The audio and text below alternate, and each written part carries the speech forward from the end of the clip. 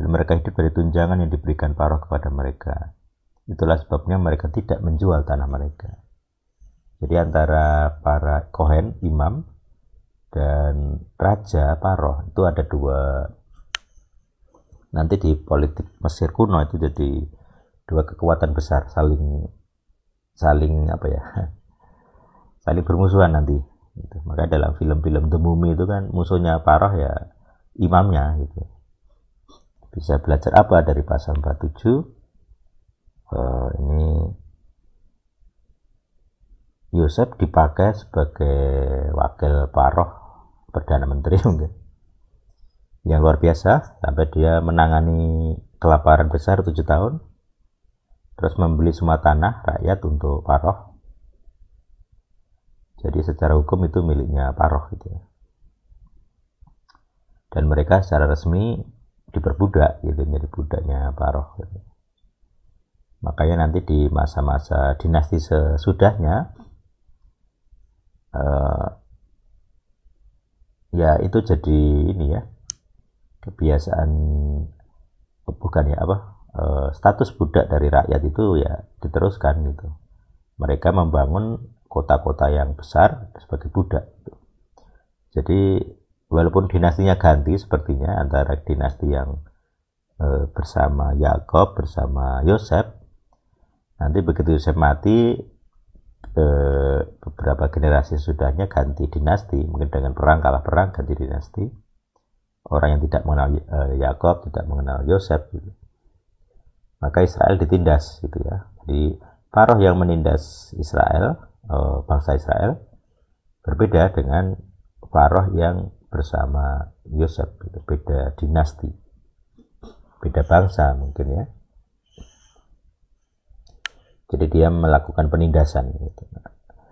Nah kemungkinan ya itu dinasti yang menindas ini bangsa Hyksos gitu. Aku pernah baca kira-kira seperti itu ya, di hitung-hitungan perubahan dinasti gitu. Jadi antara tahun-tahun Keluaran dan tahun-tahun Yosef, kemudian dibandingkan sejarah dunia, sejarah Mesir, yaitu kira-kira bangsa Hyksos itu yang menindas Israel gitu. Nah Hyksos sendiri punya sejarah dari Semitik gitu ya, dari bangsa yang sebenarnya satu rumpun dengan Israel gitu. Cuman ya mereka tidak berkawan gitu ya, sesama Semitik tapi bermusuhan. Ya, mungkin orang Het atau orang lain gitu ya. Yang jelas tinggal di Mesir itu memang hanya sementara gitu ya. Tuhan hanya menempatkan mereka sementara di Mesir dan suatu saat harus keluar gitu. Nah keluarnya dengan kekuasaan, dengan kuasa, dengan perang gitu ya, dengan kematian anak-anak, dengan 10 tulah dan sebagainya. Nah di sini ada iman dari Yakob bahwa dia mengimani perjanjian leluhurnya tentang tanah perjanjian. Nah, itu ya. Nah, jadi pertanyaan ya, kalau kita sekarang punya perjanjian apa dengan Tuhan? Kalau Anda sendiri punya perjanjian apa dengan Tuhan? Dan mewujud di dalam tindakan-tindakan Anda. Tindakan Yakob itu ya wujud dari imannya. Jadi iman itu ada actionnya, ada bukti tindakan-tindakannya.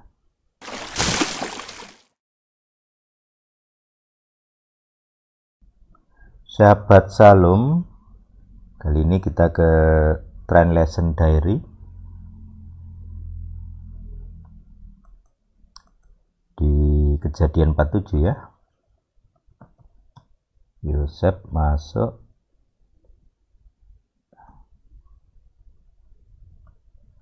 dan menceritakan kepada Paroh serta katanya ya harusnya lemor ini. Katanya,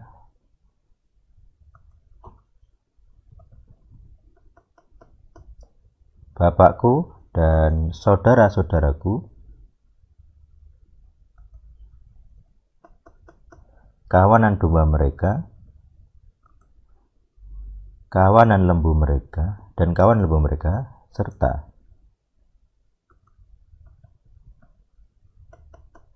segala yang mereka miliki telah datang dari tanah Kenaan, dan lihatlah mereka ada di tanah Gosen.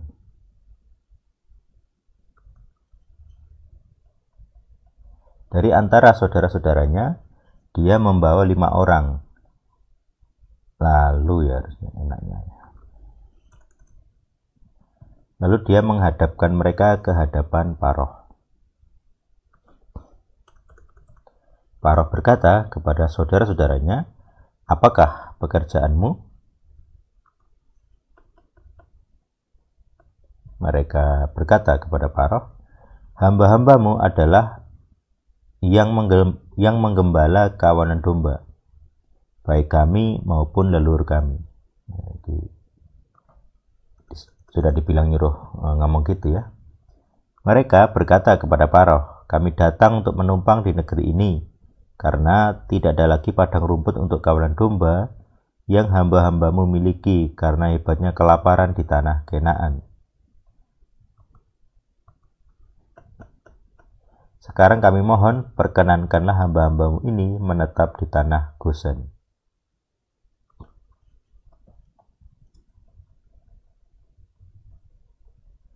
Lalu Paroh berkata kepada Yosef, katanya,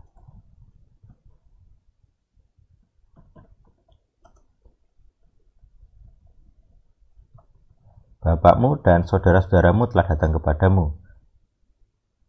Negeri Misraim ini berada di hadapanmu, tempatkanlah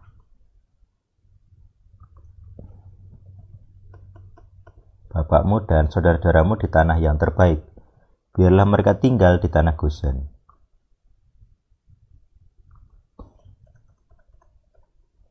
Jika engkau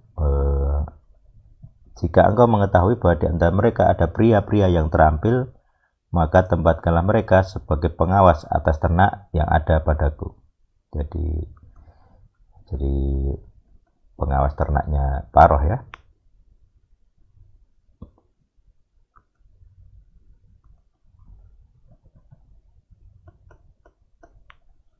Yosef membawa Yakob bapaknya lalu menghadapkan dia ke hadapan Paroh dan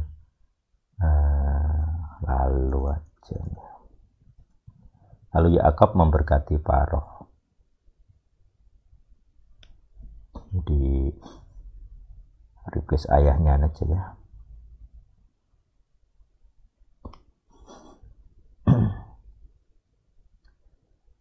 Mana kata ayahnya?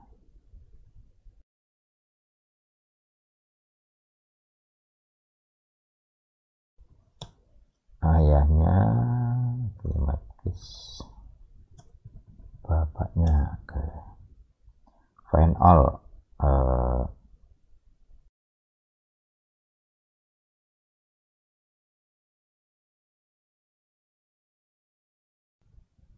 empat lima oke 47 7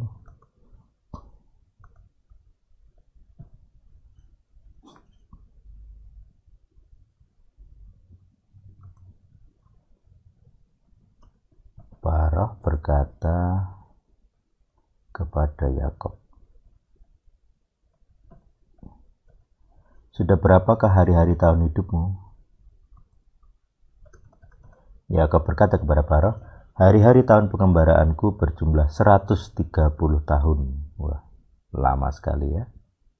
Hari-hari tahun kehidupanku sedikit dan buruk adanya, dan tidak mencapai hari-hari tahun kehidupan para leluhurku dalam hari-hari pengembaraan mereka." 130 tahun. Yakob memberkati Paroh, lalu ia undur diri dari hadapan Paroh. Yosef menempatkan bapaknya dan saudara-saudaranya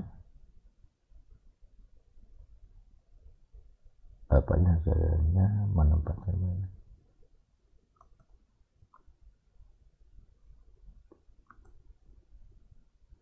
lalu menempatkan apa?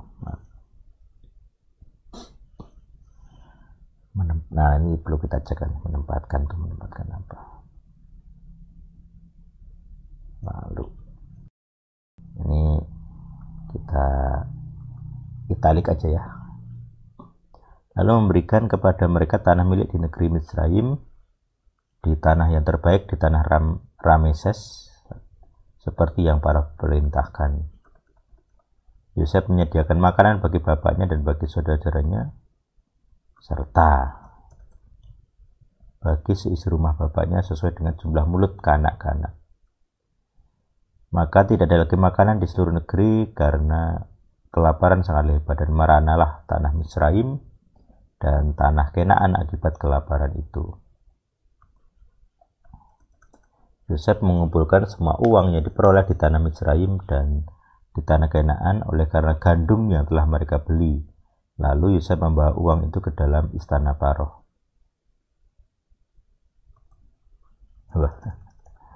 Sampai habis uang itu ya. Telah habislah uang di tanah Misraim dan di tanah Kenaan. Sampai hutang ya kayaknya nanti ya.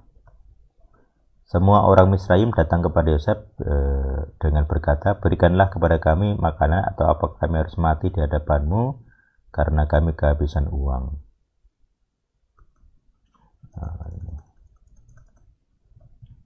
Yosef berkata, berikanlah ternakmu, maka aku memberikan kepadamu ganti ternakmu bila uangmu sudah habis.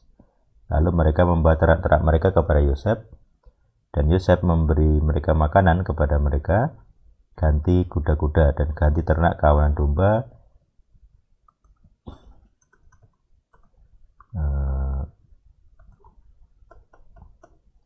dan ganti ternak kawanan lembu, dan ganti keledai jantan.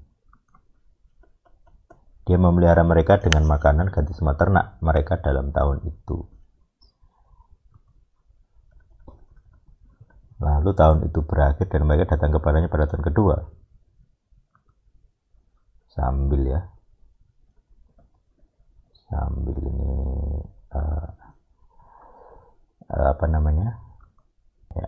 Kami tidak dapat menyembunyikan dari tuanku bahwa sejak uang telah habis dan ternak milik kami beralih kepada tuanku, tidak ada lagi yang tersisa di hadapan tuanku kecuali hanya tubuh kami dan tanah kami.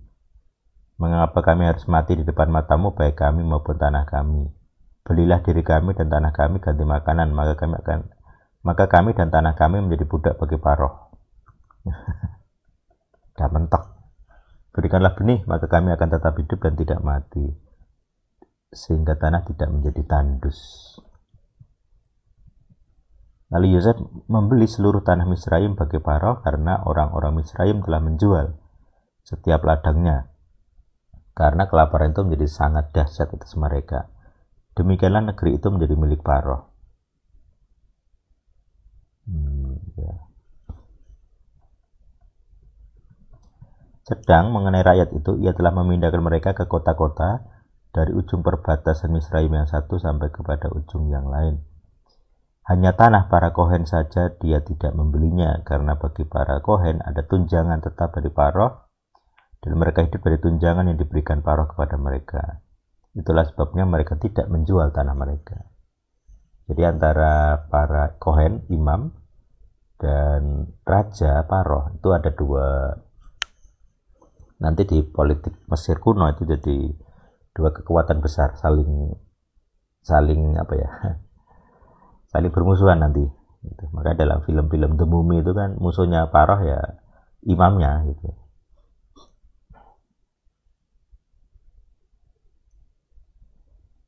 Oke,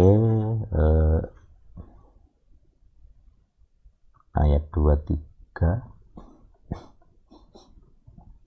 Yosef berkata kepada rakyat itu, lihatlah pada hari ini aku telah membeli kamu dan tanahmu bagi Paroh. Lihatlah ada benih bagimu sehingga kamu dapat menabur di tanah itu.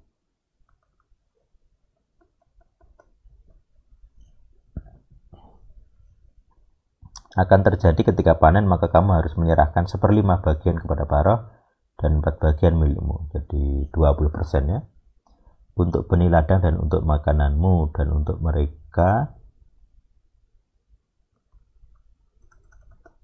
mereka yang tinggal di rumahmu, dan untuk makanan bagi anak-anakmu. Oke. Lalu mereka berkata, Engkau telah menyelamatkan hidup kami, biarlah kami mendapatkan anugerah di mata Tuanku dan boleh menjadi budak Paroh. Wah. Yosef ini yang ngatur ya. Yosef menetapkan hal itu sebagai suatu ketetapan atas tanah Misraim sampai hari ini, yaitu 1/5 untuk Paroh. Hanya tanah para Kohen saja tidak menjadi milik Paroh. Oke, maka Israel tinggal di tanah Misraim, di tanah Goshen, dan mereka mendapatkan tanah milik di situ, dan mereka beranak cucu dan bertambah-tambah banyaknya. Oke, ayat 48. Yakob hidup di tanah Misraim 17 tahun, sehingga hari-hari Yakob tahun-tahun hidupnya adalah 147 tahun. Jadi masuk Mesir 130 tahun, di tanah Mesir 17 tahun. Wah, jadi 147 tahun. Ketika hari-hari Israel sudah mendekati kematian, maka dia memanggil Yosef anaknya dan berkata kepadanya, sekarang jika aku mendapatkan anugerah di matamu, aku minta letakkanlah tanganmu di bawah pangkal pahaku dan kamu berbuat kebaikan dan kebenaran bagiku. Aku minta janganlah kamu menguburkan aku di Misraim. Tetapi aku ingin berbaring bersama dengan leluhurku dan kamu harus membawa aku dari Misraim dan menguburkan aku di dalam pekuburan mereka. Karena Yakob ini punya iman gitu ya tentang janji Abraham, bahwa tanah perjanjian mereka adalah Kenaan gitu ya. Jadi walaupun belum memiliki secara total gitu, tapi sudah punya tanah pekuburan di wilayah Het gitu ya, di wilayah Het itu untuk pekuburan Abraham, Sarah, dan dia ingin dikubur di sana nanti sebagai apa ya istilahnya ya, iman bahwa nanti itu menjadi milik anak-anaknya gitu.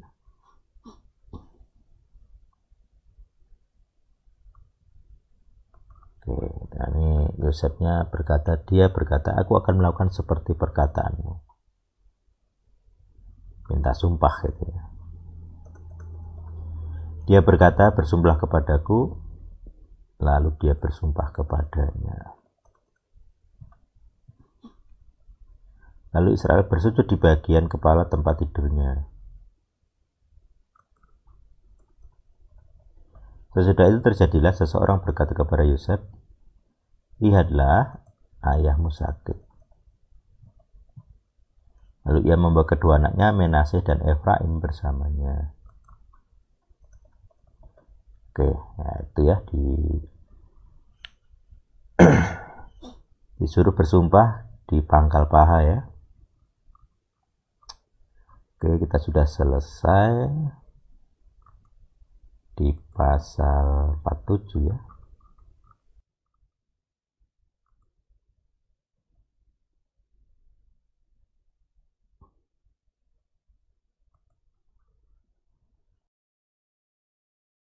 Bisa belajar apa dari pasal 47?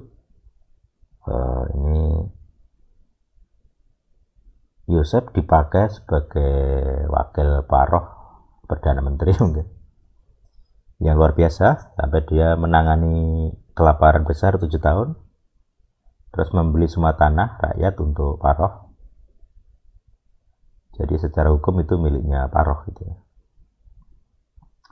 Dan mereka secara resmi diperbudak gitu, jadi budaknya Paroh gitu. Makanya nanti di masa-masa dinasti sesudahnya ya itu jadi ini ya, kebiasaan, bukan ya apa, status budak dari rakyat itu ya diteruskan gitu. Mereka membangun kota-kota yang besar sebagai budak gitu.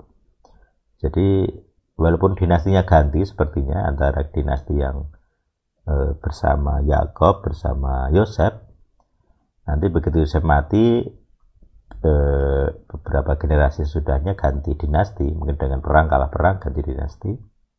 Orang yang tidak mengenal Yakob, tidak mengenal Yosef gitu. Maka Israel ditindas gitu ya. Jadi Paroh yang menindas Israel, bangsa Israel, berbeda dengan Pharaoh yang bersama Yosef, beda dinasti, beda bangsa mungkin ya. Jadi dia melakukan penindasan gitu. Nah kemungkinan ya itu dinasti yang menindas ini bangsa Hyksos gitu. Aku pernah baca kira-kira seperti itu, jadi hitung-hitungan perubahan dinasti gitu. Jadi antara tahun-tahun keluaran dan tahun-tahun Yosef, kemudian dibandingkan sejarah dunia, sejarah Mesir, yaitu kira-kira bangsa Hyksos itu yang menindas Israel gitu. Nah Hyksos sendiri punya sejarah dari Semitik gitu ya, dari bangsa yang sebenarnya satu rumpun dengan Israel gitu. Cuman ya mereka tidak berkawan gitu ya, sesama Semitik tapi bermusuhan. Ya, mungkin orang Het atau orang lain gitu ya. Yang jelas tinggal di Mesir itu memang hanya sementara gitu ya. Tuhan hanya menempatkan mereka sementara di Mesir dan suatu saat harus keluar gitu. Nah keluarnya dengan kekuasaan, dengan kuasa, dengan perang gitu ya, dengan kematian anak-anak, dengan 10 tulah dan sebagainya. Nah di sini ada iman dari Yakub bahwa dia mengimani perjanjian leluhurnya tentang tanah perjanjian. Nah, itu ya. Nah, jadi pertanyaan ya, kalau kita sekarang punya perjanjian apa dengan Tuhan? Kalau Anda sendiri punya perjanjian apa dengan Tuhan? Dan mewujud di dalam tindakan-tindakan Anda. Tindakan Yakub itu ya wujud dari imannya. Jadi iman itu ada actionnya, ada bukti tindakan-tindakan. Itu yang bisa saya pelajari dari pasal 47. Semoga Anda juga bisa belajar darinya. Tuhan yang hidup bersama kita. Amin.